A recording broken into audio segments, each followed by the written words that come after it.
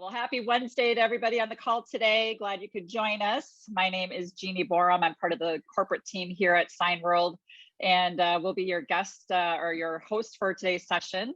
For those who haven't attended one of these in the past or watched one online, just a quick overview on the format for today's session on what to expect. We're first going to introduce our owners who are part of our panel today, sharing a little bit about themselves, their background, and a little bit about their business. So I'll have each of them do that introduction. And then we're going to turn the rest of the time over to you as our participants to be able to ask any question that's top of mind for you as you're considering Signworld for your future. Each of the owners will give an individual response to that question, so you'll get multiple perspectives from them, as well as from Jack and Ken if they have additional insights to share.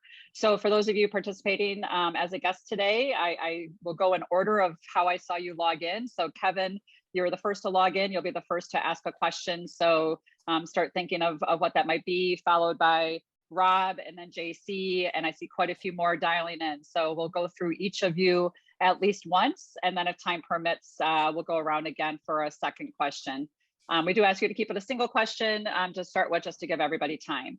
So with that said, I'd like to first turn it over to our owners to introduce themselves and share a little bit about their backgrounds, where they're located, and a little bit about their business. So Corbin, can we ask you to go first? You bet, I'd be happy to. And thank you, Jeannie. Nice to meet all of you, and I'm very excited for you to start your journey with Signworld as I have. So just a little brief background of myself and the company. Timpanogos Custom Signs. We're located in Provo, Utah, and kind of our market is south of Salt Lake City for about maybe 40 miles or something south of Salt Lake, if that helps you with the geography. We have been in business for just under 1 year. May 15th marks my 1-year sales anniversary. We did take the facility on April 1st of 2021. So I am in 2,000 square feet presently. I have 2 employees and myself, a sign maker and an installer. My 2022 sales projections are 1.14 million for this year, which is kind of an exciting number for me to think about. The largest customer or biggest project that I've recently completed. So there is an express car wash that is making my life wonderful. And this year I've sold 257,000 to them. And I think that will double by the end of the year. Yes, thanks, Jack. And their first car wash project, we are installing the week of May 9th. And so that's a really neat one to finish and move on to the other 4 or so that we're doing this year. Background career. So for about 12 years before I started in my journey with Signworld, I was in the trade show industry and operations and project management background. And it was in producing trade show exhibits. So for some Fortune 500 brands, we would make all of the exhibitry that they'd send around the country, around the world. And I led operations ranging in size from about 60 to 100 employees through kind of the processes of estimating, production, and installation of all of these different exhibits, including graphics and printing. So I had a background that was kind of similar to what you see in sign making as far as the custom nature and graphics and printing, which has helped me a little bit, but I've still learned a ton in my first year in business. So anything else, Jeannie? I don't think so. I do want to ask, can you clarify again what your 2022 sales target was? I want to make sure I capture that correctly. 1.14 million. That's what I thought you said. That's fantastic, Corbin. I love that you've had such a great start to your business. So congratulations. Yes, thank you very much. Wonderful. All right, Mr. Conklin, can you go ahead and give an introduction to you? Sure, Don Conklin. We're Pinnacle Custom Signs located in Beaufort, Georgia, which is outside of Atlanta. Started in 2011. It was about 11 years ago. Right around now, I started talking with Jack about Signworld Opportunity, we started in 2,000 square feet with 2 people. We're in 12,375 square feet with 20 people now. We have a target this year of 4.25 million. I started out in the telecom business. I was in telecom for 30 years. I was in the customer operations side of it, and Teresa was in the IT side of it. So I think that's it, right? Did I miss something? Largest customer? Oh, largest customer right now is Reliance Real Estate Management. They do storage units, and we're rebranding 60 storage facilities across the Southeast. So we've been doing 3 or 4 locations a month, so it'll probably be about $500,000 this year. Wonderful. Thank you, Don. Kurt? Yeah, hi, my name is Kurt Hilliard. Our company is Viscom Signage Group. We operate in northern Orange County, California, about 35 miles south of Los Angeles, but we work pretty much all over Southern California. We take projects as far actually as Phoenix and Vegas, but most of our work is in our backyard, kind of Orange County, South LA County. We have been in business since October 2019. I acquired another company, but kind of folded it under that umbrella of Viscom Signage Group. We operate in kind of an unusual manner and perhaps of interest to some of you. We're an in-source outsource model. So we have 2 graphic designers, very talented graphic designers in-house. We don't fabricate much here. We actually do some wall mural work. We do a little bit of light graphics work, but otherwise we find large exterior sign projects, lobby signs, neon signs. We have exterior outside fabricators do that for us. And then we have a network of installers that all have grab bucket trucks or drive up in vans and actually execute the installation. So our model is how fast can we run to market ourselves, design projects and sell projects, and then we will find the right fabricator to execute. So it's worked really well for us. Last year we did just about 700,000. This year we'll do about 1.1. And I don't see anything stopping us. We're operating out of about 1,800 square feet. And the only thing I think about is where can I put another designer? You know, I'm not worried about putting flatbed printers and other things. So my model is a little different. Perhaps, again, that's of interest. Our biggest customers are actually a couple of general contractors that we do work for. Everything from ADA to wall murals to lobby signs. Last year, we did about $200,000 with them. I'll probably do about the same this year, and I'm bringing other general contractors in under that model. Our largest single recent this last month install was about $22,000 for a restaurant where we did 4 exterior signs for them. So our business is largely exterior signs and interior lobby signs and so forth. My background is marketing. I came out of being a head of marketing for companies like Culligan International, though Haywater, you know, it's a water company out of Chicago. And before that, I was 16 years at ADT Security, running a commercial sales and marketing channel. So that's me. Wonderful. Thank you, Kurt. And I love you sharing the, uniqueness to your business. It just, exemplifies how every Signworld owner runs their business uniquely different. So great to have you on the call today to give your perspectives. Jack, you can give an introduction. I joined Signworld 27 years ago, back in 1995, as a Signworld operation, 1,100 square feet with 1 employee. I grew to 5,000 square feet with a staff of 11 after 10 years, doing about 1.3 million. Back then, we were quite different. We were a retail storefront, strictly cut vinyl. There was no such thing as digital printing. We had yellow pages, not the internet. So the model has changed quite a bit. We were more the local banner shop than we were what we are today.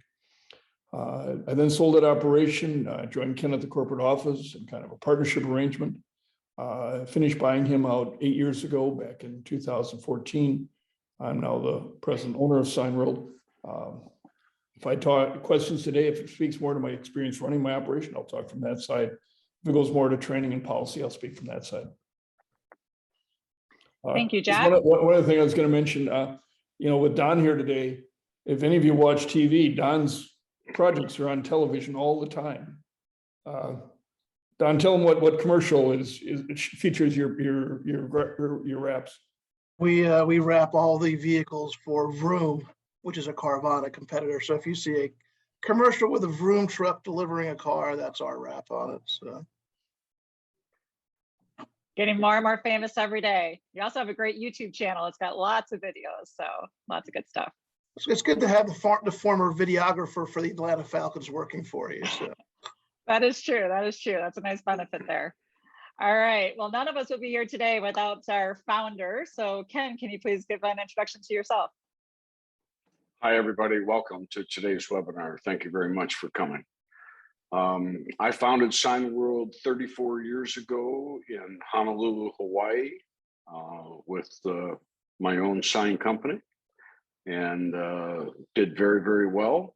My largest customer was Bank of Hawaii. I did all kinds of indoor and outdoor signs for them, as well as fleet graphics and so on. One of the big things that I want to point out as we go through today's webinar is the idea of employees, and that's the hot button today, that every business says they can't find enough employees, they can't find the right employees, and so on. So keep in mind that the beauty of Signworld, the beauty of a small manufacturing business, is very few employees relative to the amount of money that you can make. So our benchmark is you need one sign maker for every $50,000 of your net cash flow to you, the owner, profit to you. So if you want to get back to your old $200,000 corporate salary, you only need to grow from one employee to 4. Well, that's unheard of in almost any other franchise type of a business, especially service businesses. So keep that in mind. And if you want to grow your business, as Corbin wants to, and as Kurt wants to, and as Don already has grown it to $4 million, you want to grow your business to that level and sell your business for that kind of money. You know, Don says he has 20 employees to do 4 million and probably could sell his business for close to that. But if you were in a service business and you were looking at selling it for $4 million, you would not have one location. You probably would have 4 different locations. You would not have 20 employees as Don has. You probably would have 200 employees, 200. So the question you want to ask yourself is, in this second chapter of your life, is that you? Do you want to have a business where you're going to have lots and lots and lots of employees and spend most of your time in the recruiting and the training mode? Or do you want to have a business with few employees and you can focus your time on the customer and on the product that you're making? Thanks, Jeannie. Thank you, Ken. All right, it's time to turn the tables over to our participants to ask their questions. We do have about 9 of you online today, so we do ask you to ask a single question so we can get through to all of you. And we are going to start with Kevin. If you can take yourself off of mute, share where you are from, and go ahead with your first question for our owners today. Thank you. Thank you for the owners for being available. So I'm Kevin Lightwig. I am based in the Atlanta area. My question is, now that you are up and running and are essentially in a more mature state of your business, if you could go back in time to the very early days when you were starting out, what is one thing you would have done differently to be more successful faster? Love the question. It's almost a consistent one on every webinar. So let's go ahead and start with our newest owner who would only go back a year. What would you do differently, Corbin? That's a phenomenal question. So yeah, going back to the memory banks, not far, just about 12 months. I think the thing that I would have done differently is I would have set myself up with maybe a more robust set of processes around my sales. So where I'm not needing to create estimates so much from scratch, I would have spent a little more time in CoreBridge, which is the system that I'm using to perform estimates and project management. And I would have used more their quick parts and setting up different products so that I can turn pricing around more quickly. I think that's a good focus. And then I love what Kurt said, where he's focusing on designers. That's also a bottleneck of mine right now. So pulling the trigger more quickly on bringing in-house design for faster turnaround. Love it. Thank you, Corbin. Kurt? It is an excellent question, and I oftentimes think about it. My first full year was COVID, right? So it was by March, we were in full lockdown mode. So I can't say it was a regular year, but if I would have taken that out of the equation, I would have done two things.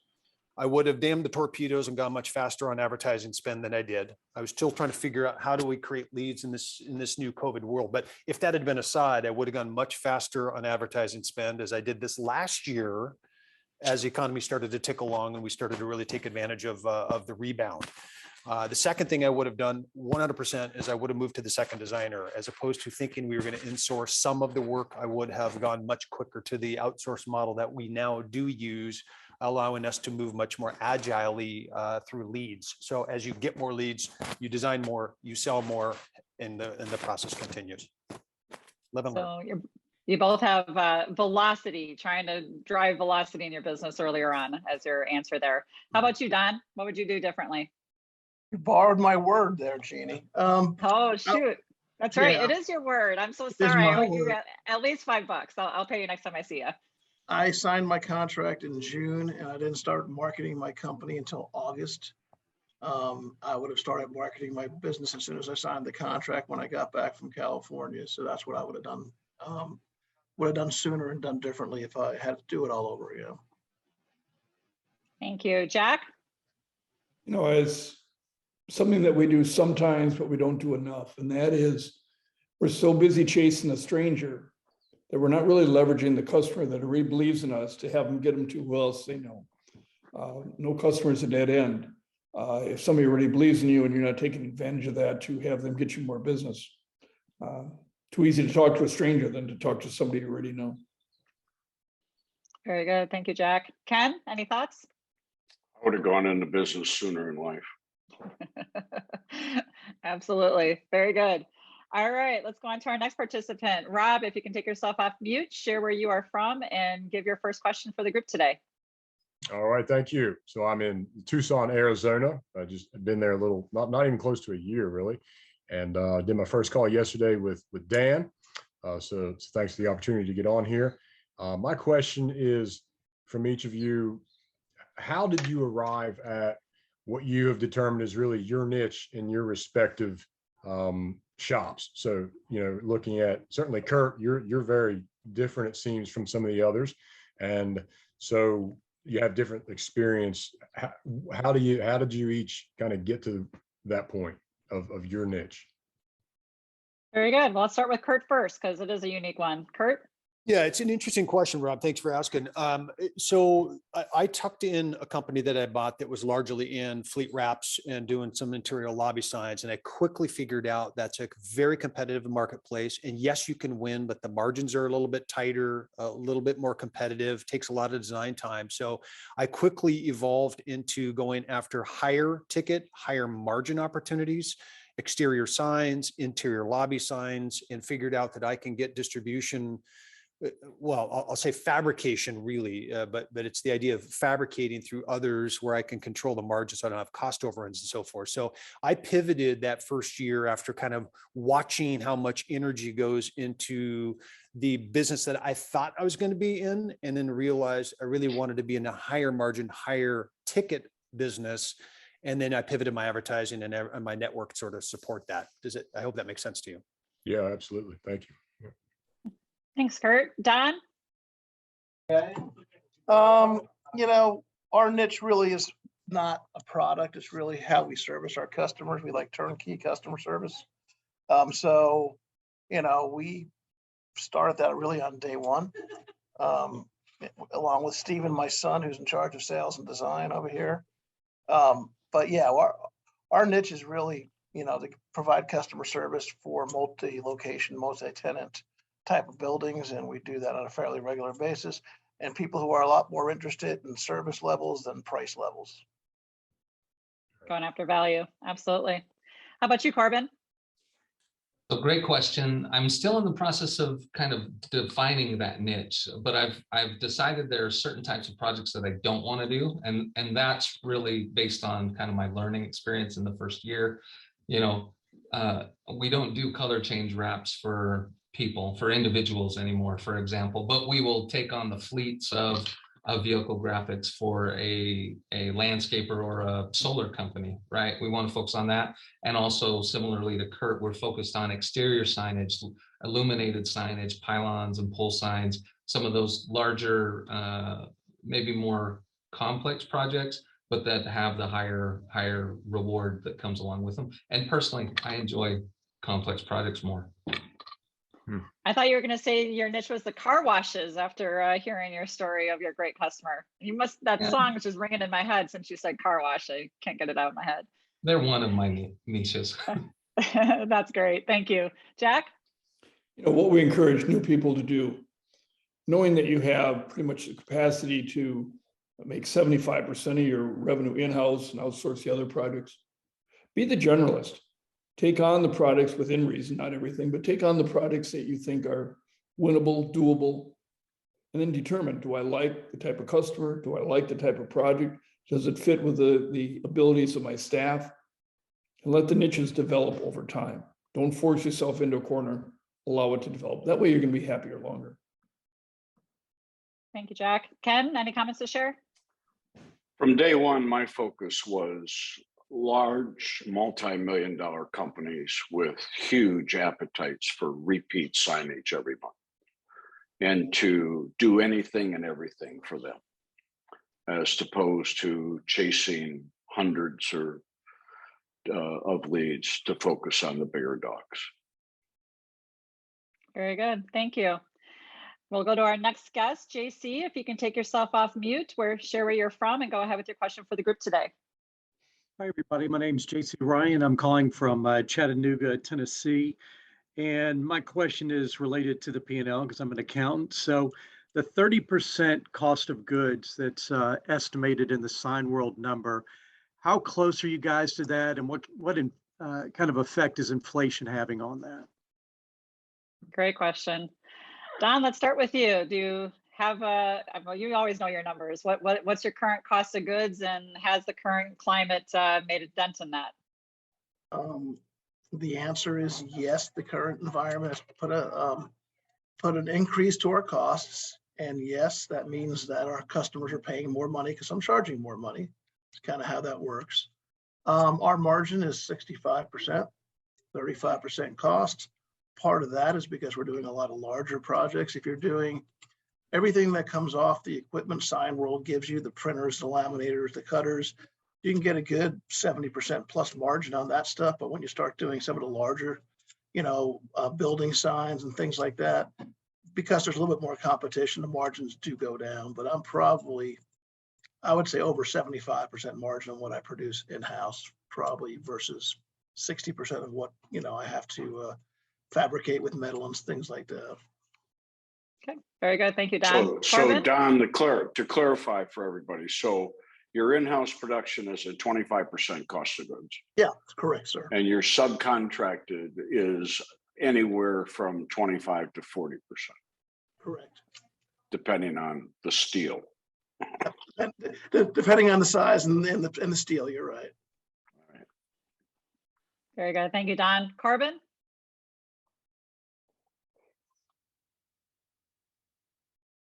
Sorry, getting off of mute, and I was digging up those numbers because I don't have them right off the top of my head.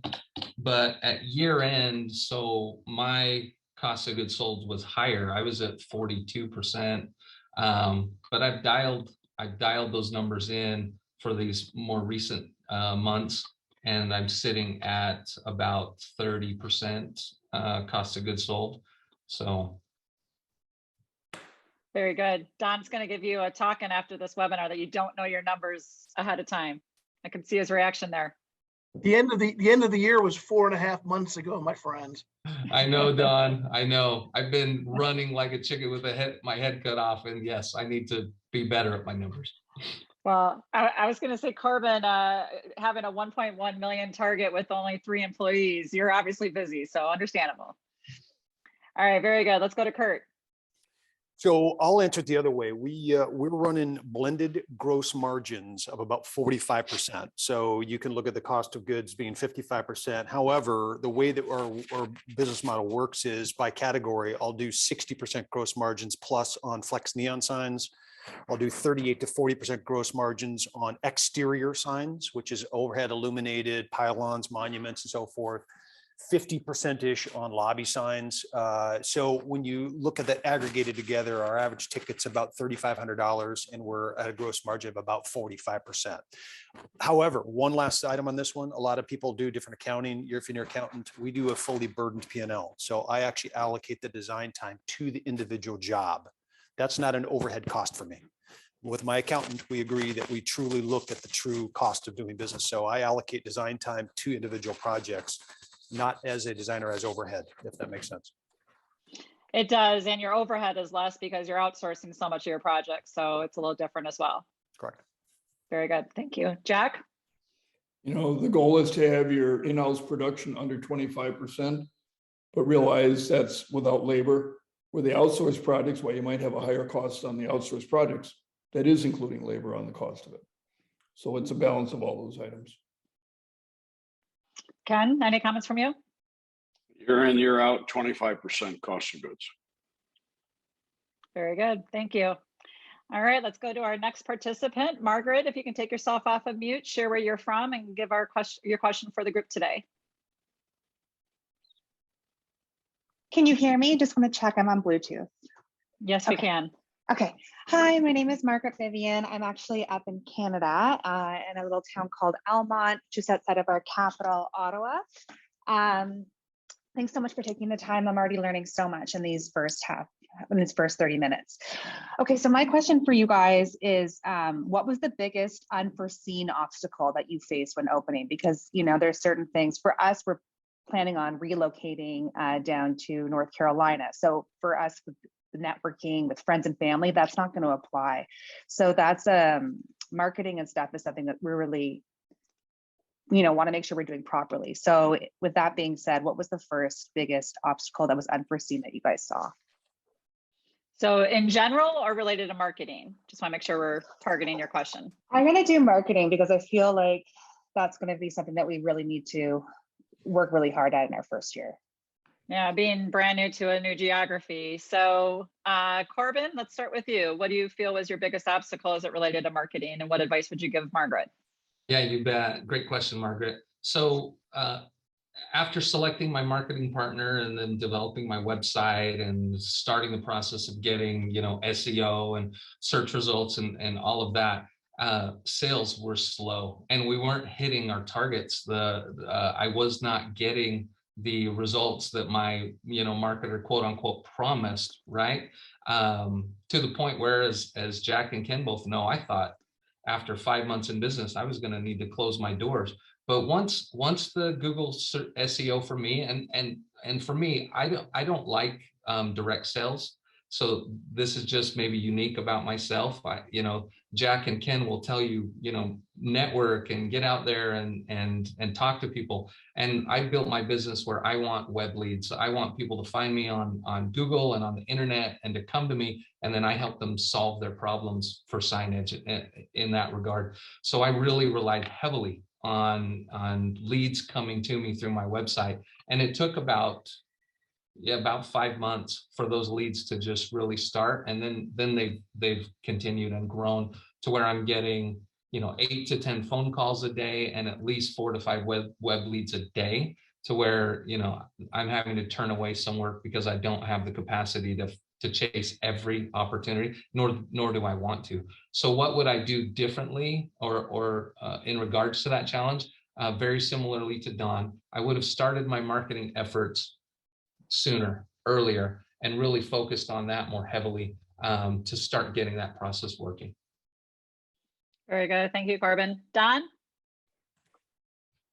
I mean, the biggest challenge is and always has been generating revenue, right?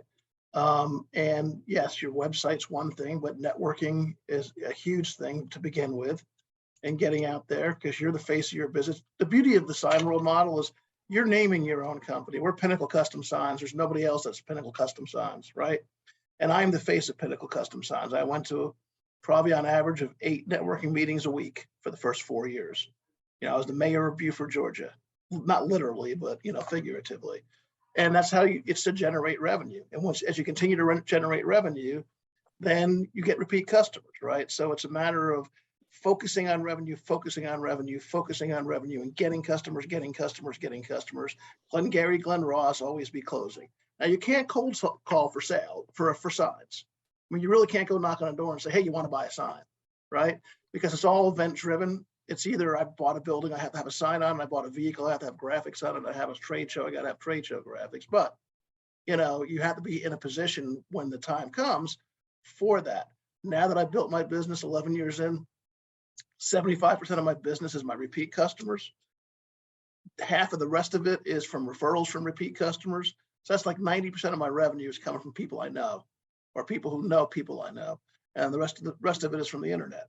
So, I mean, that's doing the work up front just to get customers in the door, and serving those customers well will pay dividends down the end. I mean, I'm not going out doing sales or networking anymore because I've established that network, and I've let no customer be a dead end, Jack. That's awesome, Don. Thank you. Kurt. Don, were those dogs wrestling in the background there? Actually, they were greeting our customers, or our customers greeting posse. Nice. I like it. I like it. So as a former head of marketing for some pretty big brands, the question that I ask myself, and I think you should be asking yourself, is how do you make yourself look different in the marketplace? And I would encourage you, as I do every day, every week, every month, every quarter, think about how can you differentiate yourself from a bevy of other competitors out there. So what makes you unique? Is it product, price, placement, position? You know, what is it that's going to make you stand out? And then have your website, your social aspects, the networking that you do really accentuate that. And at the early days, you're begging and borrowing for pictures and things to make your website compelling. But in my humble opinion, form follows function, right? The form of your business follows the strategic function that you are pursuing. Do you want to be an exterior sign business? Do you want to be an interior sign business? Do you want to do wraps?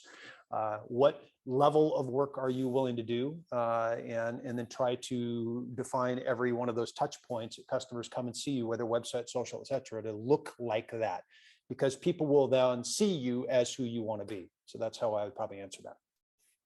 Very good. Thank you, Kurt. Jack?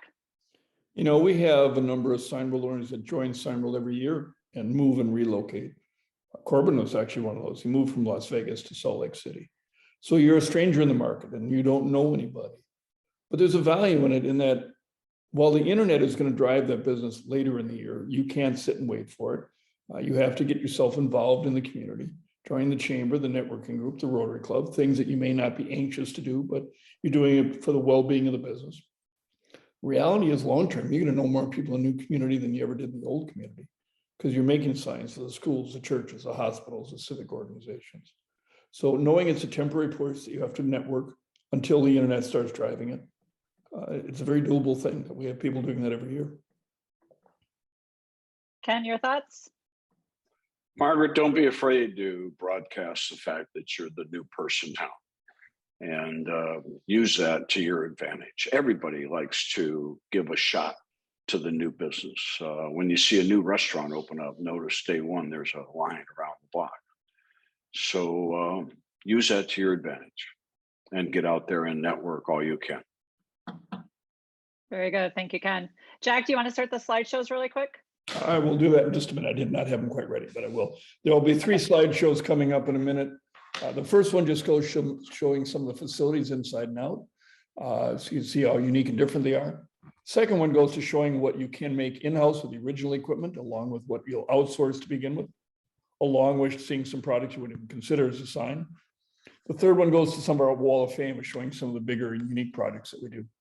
So I'll have those up here in just a minute for you. Thank you, Jack. Okay, let's go to our next participant. Jody, if you can take yourself off of mute, share where you're from, and go ahead with your question for the group today.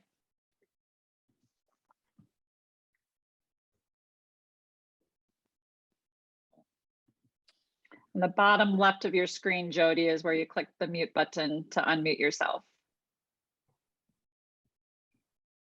And if you're not able to do that, you can go ahead and put your question in the chat box and we can ask it that way if that's easier for you. Okay, let's move on to our next guest while Jody tries to figure that out.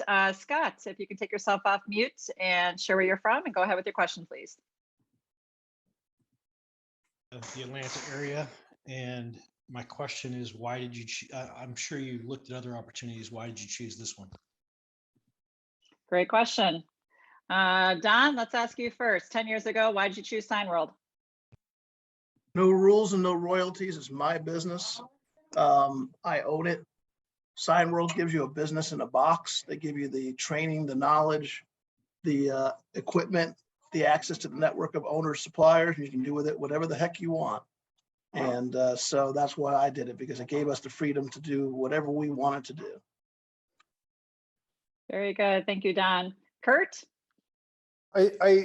Twofold. One is that this is the oldest form of marketing there is. And again, my entire background, head of marketing, is I'm looking for something that's tangential to what I had been doing. And signage is and will always be relevant, even in this ever more digital world. People have to have physical locations. So it made sense to me.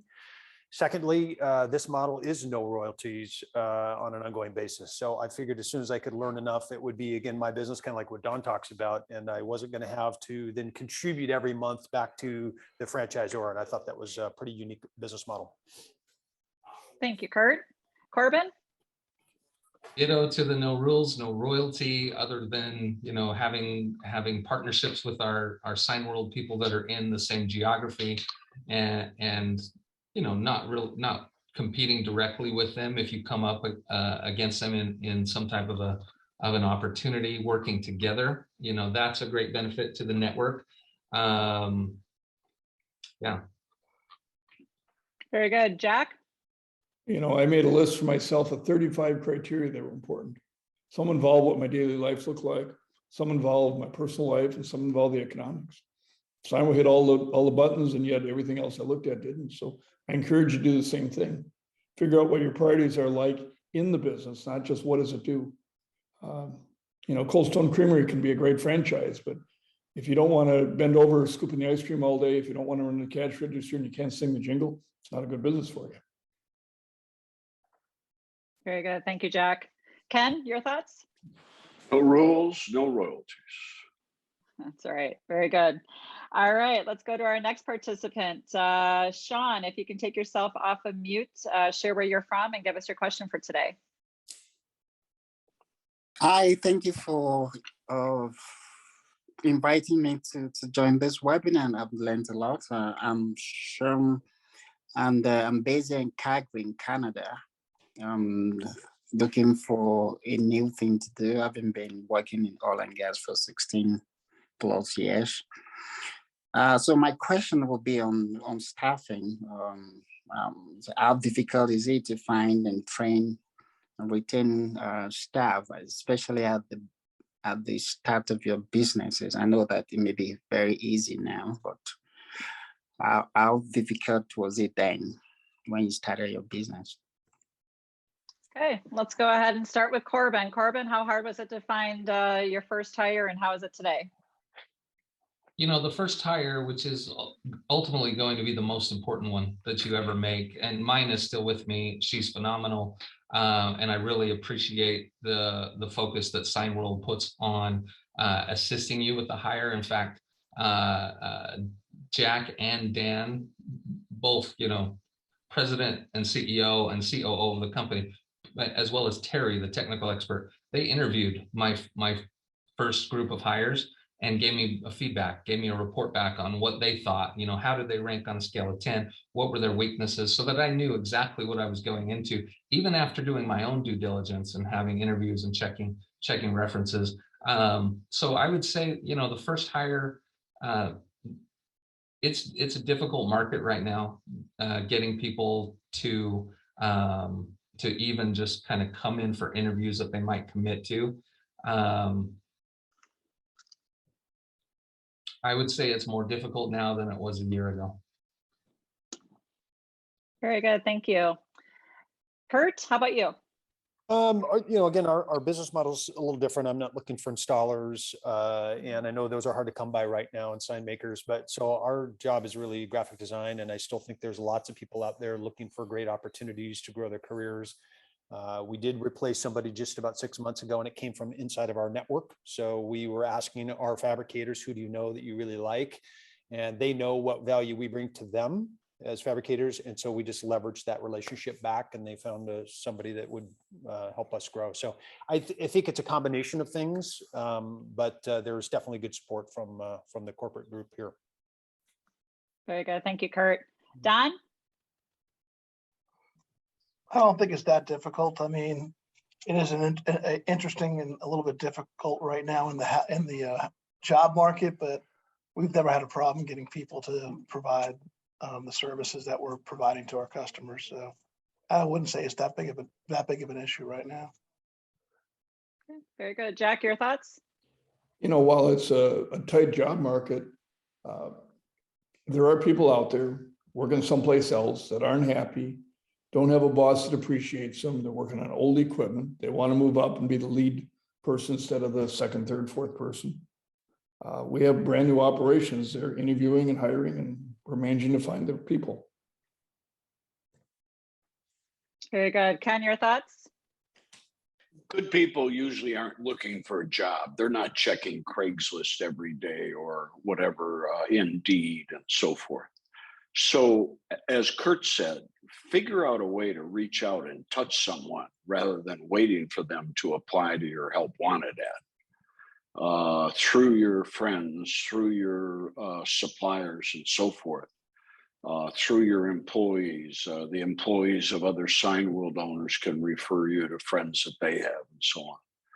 Find those people and reach out and ask them if they'd be interested in an interview instead of waiting for someone to apply to your help wanted ad. Very good. Thank you, Ken. We'll go to our next participant, Carrie. If you can take yourself off mute. I did notice you had a question in the chat box, and I saw Corbin's response. Not sure if you want that to be your general question, but go ahead and let us know. Sure. Thanks. Denver, Colorado. I did have a question, and this could be to everybody, about whether or not you think it would be valuable to invest in a salesperson to start. Because like Corbin, I am not into the sales piece. I wouldn't want to spend any time on it. And so just wondering if you think it'd be valuable to have a salesperson who you could incentivize with a nice commission for a hefty amount of sales. I can't see the response. So sorry, Corbin, if you wouldn't mind going through it again, I appreciate it. Yeah, we'll start with Corbin. Corbin, what's your thoughts? You bet. Yeah. So I was the only salesperson for the first, 8 or 9 months. And then I taught my sign maker how to respond to inside sales. But I am actively looking for another salesperson right now. Ken gave me some great advice and was focused. Once you hire somebody and you bring somebody in, they are such a critical component to your organization. You have to spend a lot of time with them to make sure that they're representing your brand correctly, that they understand where you're trying to go with the business. And so I'm taking all of that feedback in. And yes, for me, I need someone to assist with bringing in more customers, but also the processing of web orders. Very good. How about you, Kurt? I think everybody's in sales. So Carrie, I think the question's a tricky one, right? Which is you probably don't like the idea of cold calling and prospecting and networking and so forth, but I'll go back to what Don said earlier, and I couldn't subscribe to anymore. And that is that you are the brand of your business, and you want your business to have the right tone, the right feel, and so forth to your clients that ultimately then you'll pass along to your employees. So I want everyone in our group to be able to have a coherent conversation with clients and perhaps get a quote together, but ultimately it would be you will help lead that. And if you hire a salesperson early on, remember that salesperson is now going to dictate the brand to your client. So beware of how early you do that and pass that rein off. Very good. Don, your thoughts? Don't do it. I mean, you are the brand, and I know selling is uncomfortable to some people, but you're not selling. Okay. Again, I haven't sold a sign in 11 years. What you're doing is basically putting yourself and your brand out there into the marketplace and letting them make the decision. To the point is, if you put a salesperson out there, that salesperson is now establishing your brand in the marketplace. And if you hire someone that you don't know, how do you know how they're going to represent the company out there? Because they're going to be doing it. Well, you're not with them, right? The first salesperson I hired after myself has the same last name as me. He looks a lot like me and he talks a lot like me, right? Because I knew he would represent our brand. It wasn't until I was in 9 years before I hired another salesperson.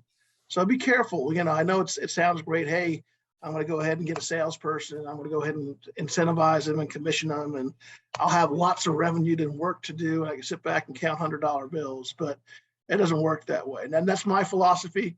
We have another Signworld owner who's very successful, even more successful than me, that would take the opposite approach to that. But that would be his answer. His answer would be hire salespeople.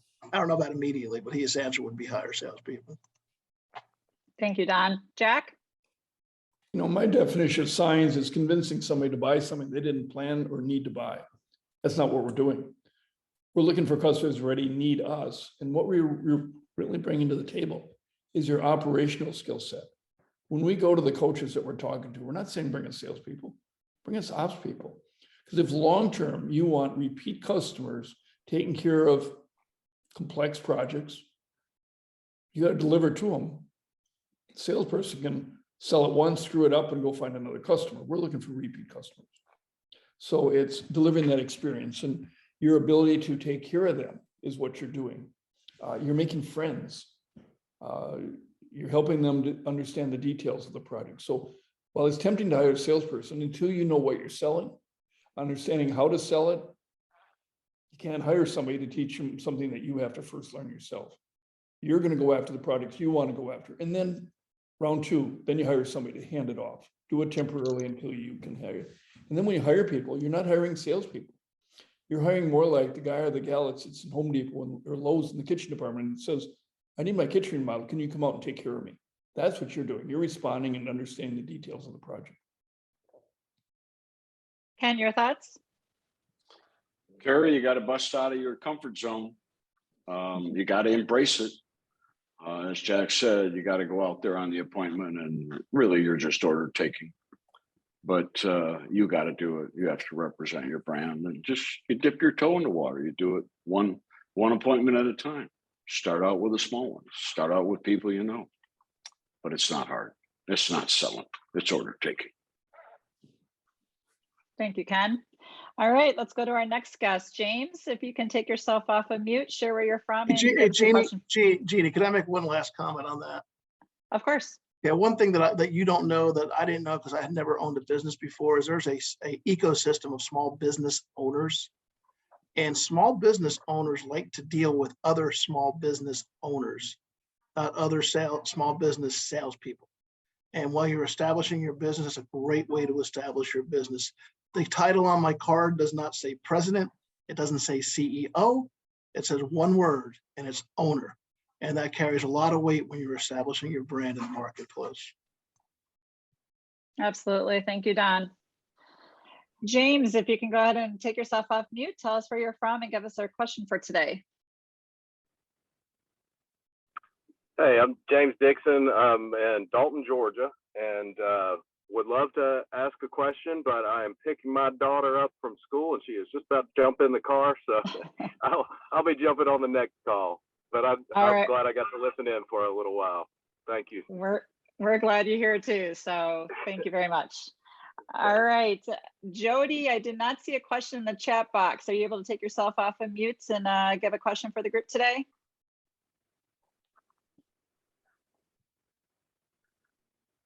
All right, Jody, I'll keep my eye open and feel free to interject if you're able to get unmuted. So we have about 10 minutes left, not enough time to go all the way around the group again. So what I'll ask you to do is if you can go ahead on the bottom of your screen and click the raise hand if you have a question. We'll go ahead and allow you to ask a second question for those who have one with the time that we have left.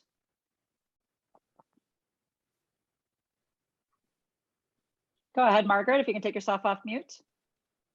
Yeah, what I was interested in knowing is how do you guys differentiate yourselves from other sign companies? Like, what do you think is your most competitive edge, or how you're able to get these repeat customers, get them in the door to begin with? Like, how do you differentiate yourself from the competition? Great question. Lots of other sign companies out there. How do you differentiate yourself today in the marketplace? Let's start with you, Don. Three ways: speed of service, quality of service, and the team providing the service. No other sign company in my area can do all three of those. Some can do one, some can do two, some can't do all three. But it's the speed of service, the quality of the service, and the team providing the service.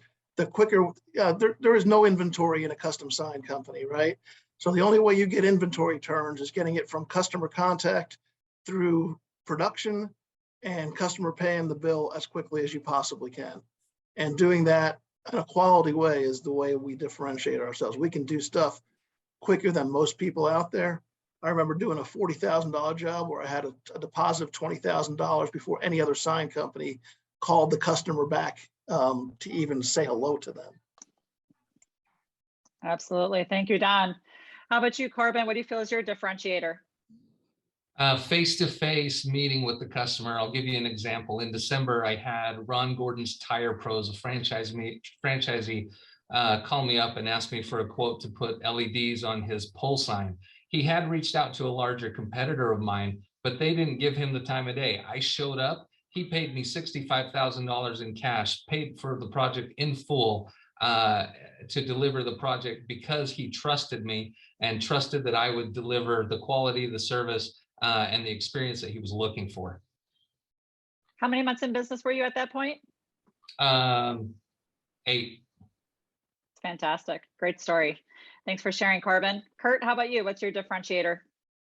We're very quick to engage clients on leads and so forth, which is a differentiating factor because a lot are slow. Second, we are very consultative. So we spend a lot of energy upfront trying to understand what the project is about, looking for sign criteria on the building, asking deep probing questions, which might sometimes be annoying to our clients, but they understand it's in the spirit of truly understanding what's required. And then lastly, we kill them with design. We spend a lot of energy and some of it unreimbursed, to be honest with you, but we spend a lot of time and energy to design something compelling, which no one else is willing to do. So that when I'm asking for a higher price than anybody else, there's justification and it makes good sense for us. And that's why we win. Love it. Thank you, Kurt. How about you, Jack? What's your thoughts? Biggest differentiator is you. A corporate executive type person that understands customer service, showing up for the appointment on time, having sophisticated software to put the quote together effectively and efficiently, and then delivering the product on time, on schedule, as opposed to the competition, which in most cases is a sign maker trying to run a business rather than a business person trying to run a sign company. They don't show up for the appointment. They don't deliver the quote. They don't deliver the project on time, on schedule. It's their ineptness that becomes your biggest thing. And the fact that you're there working on the business, not working in the business. Thank you, Jack. Ken, your thoughts? Your ultimate goal is to build a business where 80% of your gross annual sales comes from your top 20 customers. And so success is to deliver on time and on spec, especially to those top 20 customers who are ordering from you consistently every month, month after month. And that too often we get so focused on the next new little customer that we forget about our good gravy, old long-term customers who are consistently part of our top 20. Keep your focus on them. Thank you, Ken. Okay, I see another raised hand. Kevin, if you want to take yourself off mute, go ahead and share your question for the group. Sure. Sorry, this is a very specific question. I come from a sales background. In the kind of like the software packages that come with the Signworld, do you have a CRM system, or is this something that you expect each business to develop their own? Great question. So I'll let the owners answer it first, and then we'll give you the corporate response. Don, let's start with you. What are you using for CRM today? I'm using our point of sale system, CoreBridge, for my CRM. Keep track of everything. One system. a lot simpler. And you're at 4 million in The sales? Signworld provided, Signworld provided. provided point of sale system, correct. Fantastic, thank you. Corbin, how about you? Likewise, I'm using Corebridge. I would not say that I use a CRM well, and I'm not trained in the CRM. I don't really know how a CRM should function. What I use is Corebridge, and I keep track of all of my customers' details, including their birthdays and anniversaries if I know them, and it's right there in one system. Fantastic, thank you. Kurt? Kind of a hybrid, a little bit of Corebridge and a little bit of our own internal system. This year will be the year that we'll cut over to a more formal pipe drive type of system or sugar, one of those systems, but we're looking to bolt that on to Corebridge so that they would truly integrate. Thank you, Kurt. Jack? Jane, I'm going to let you explain the alternatives and the choices and the options. Yeah, happy to do so. So Corebridge is a true end-to-end system. It does have some CRM functionality in it. For those who have a traditional sales background, it doesn't have as much feature-rich functionality as a traditional CRM system does. Corebridge is going through an update this year, and it will have more functionality in the near future. But even long term, there are owners who do like some of the automation features that a true CRM tool does. What we try to lead them down the path of is choosing a tool that can integrate well with Corebridge. So you do have that, one system that can integrate with one another. Pipe Drive is one of those, as Kurt just mentioned, and there's a few others. So there are, I'd say, probably half of the owners have some kind of other system that they use, whether that's spreadsheets or the other. But it's not necessary. As you heard, Don's got a sizable organization using just Corebridge. Corbin is already a sizable organization just using Corebridge. So, it is not necessary to have a separate system. Ken, did you have any comments to add? Go ahead. Yeah, keep in mind that you're not dealing with hundreds and thousands of customers. In any given year, when you're in the early years, like Corbin is, what are you going to take care of at most? 100, 150 customers inside of a given year. So it's not complicated, not that complicated. Very good. Well, I don't see any more raised hands for additional questions. So at that, I will go ahead and first thank our owners who took time out of their very busy days to be on our call today. Don, Corbin, and Kurt, thank you so very much for taking the time out to participate today. We really appreciate you. All right, very good. And to our participants, thank you so much for your interest in Signworld. We look forward to the continued conversations with you to determine if this is the right path for you in this next phase in your life. Thank you so much for joining today, and we'll hope to speak with you again soon.